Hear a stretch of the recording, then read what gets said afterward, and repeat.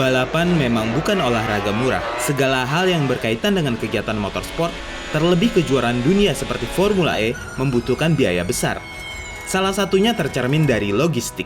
Menyeberang dari satu negara ke negara lain, membawa segala macam perlengkapan dan kendaraan balapnya itu sendiri, seperti apa gambarannya?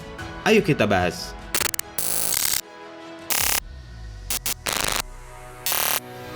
Seberapa besar barang bawaan keluarga Formula E ketika berpergian dari satu negara ke negara lain? 450 ton.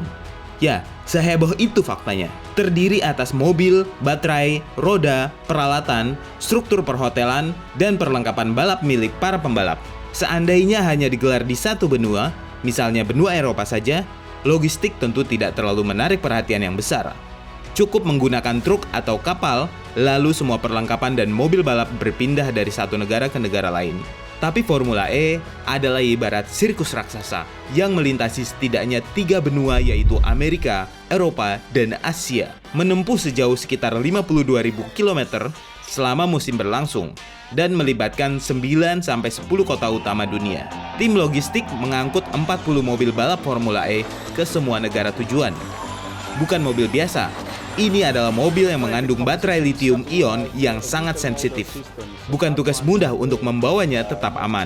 Dikutip dari situs resmi ABB FIA Formula E, baterai lithium menimbulkan tantangan tersendiri karena 2 alasan. Pertama, sangat mudah terbakar. Artinya, harus dikemas dan ditangani secara khusus, terutama untuk angkutan udara dengan cara tertentu. Hanya dapat diangkut dengan pesawat kargo. Kedua, merupakan inovasi baru yang diciptakan khusus untuk Formula E dan berbasis teknologi yang merupakan kekayaan intelektual dari pabrikan. Ini berarti bahwa masing-masing barang tersebut perlu disertifikasi supaya bisa dibawa dan diimpor ke masing-masing negara tempat balapan akan berlangsung. Tim logistik mengemban tugas besar secara berkelanjutan dan konsisten pula secara tepat waktu. Dijalankan secara berkelanjutan dalam setiap musimnya yang semuanya harus patuh dan disiplin kepada jadwal yang sudah disusun secara teratur. Oleh karena itu, tim logistik juga akan sangat terbantu oleh tim lain yang menyusun jadwal. Sebab penentuan titik awal lokasi balapan dilanjutkan negara kedua, ketiga, dan seterusnya sampai berakhirnya musim di negara mana adalah sangat krusial. Sebisa mungkin harus memudahkan jalur logistik. Pada ajang balapan Formula E Season 8 atau pada 2022 ini, lokasi awalnya ditentukan di Diriyah, Arab Saudi di Asia. Dilanjutkan ke Mexico City di benua Amerika, lalu terbang ke Eropa.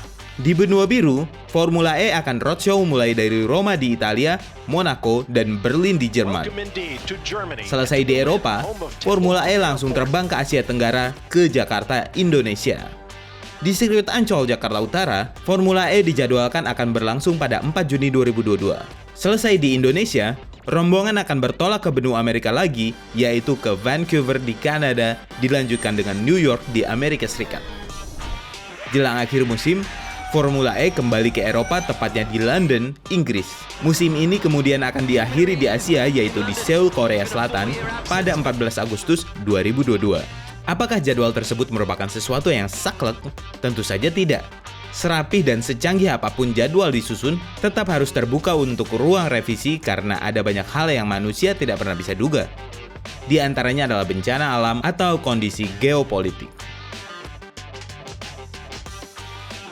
Melihat jauhnya bentang jarak yang harus ditempuh rombongan Formula E, maka sudah dipastikan logistiknya tidak hanya mengandalkan jalur darat dan laut saja. Logistik Formula E juga didukung pesawat Boeing 747 atau 777 milik DHL sebagai sponsor logistik resmi balapan jet darat mobil listrik ini. Deputi Motorsport MD DHL, Pierluigi Ferrari, sebagaimana dikutip dari situs resmi Formula E, mengatakan pesawat Boeing 747 atau 777 dipilih karena merupakan jenis pesawat paling efisien dan ramah lingkungan. Solusi terbaik bagi Formula E yang mengusung kampanye ramah lingkungan di tengah belum tersedianya teknologi pesawat terbang bertenaga listrik saat ini.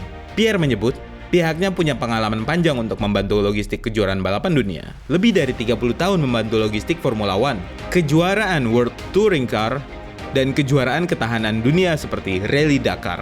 Kami memiliki pelanggan yang sempurna di Formula E, kata Pierre. Ketika diskusi awal terjadi, Formula E mempersilahkan kepada DHL untuk memberi saran terbaik dalam hal logistik. Setelah disepakati, diputuskanlah bahwa dicari format logistik yang paling efisien dan efektif untuk mengurangi jumlah keseluruhan kilometer yang ditempuh dan juga menghindari kembali ke markas Formula E di Donington Park, Inggris di tengah musim balapan. Selain mobil beserta baterainya itu sendiri, perlengkapan sensitif lainnya yang harus selalu diangkut kemanapun rombongan pergi adalah peralatan siaran. Di Formula E, barang-barang ini diistilahkan dengan pods. Pods dimaksud adalah milik in-house production Formula E yang melakukan kegiatan broadcasting untuk selanjutnya disiarkan televisi mitra di banyak negara. Menurut catatan Forbes pada 2021, Formula E disiarkan oleh 40 media internasional dan disaksikan di 150 negara di 6 benua. Disaksikan oleh sekitar 500 juta pemirsa secara live alias siaran langsungnya. Hal serupa sebenarnya juga terjadi di balapan besar lain seperti Formula One. Dikutip dari detik.com, selang waktu antara seri 1 dengan seri berikutnya paling lama hanya 2 minggu saja. Setelah itu, tim Formula One, terutama dalam hal ini dari sisi logistik, harus segera beres-beres lagi lalu pindah ke negara berikutnya. Masing-masing tim Formula One menempuh jarak sekitar 160.000 km dalam setahun untuk mengikuti balap atau sekedar sesi tes saja. Bobot logistik masing-masing tim bisa mencapai 50 ton yang harus dibawa sekaligus. Betapa serius dan krusial peran logistik dalam terselenggaranya balapan kelas dunia. Terbukti, baru-baru ini balapan motor paling bergengsi yaitu MotoGP sempat gempar karena masalah logistik. Pada tanggal 7 April 2022, kabar tidak menyenangkan terungkap.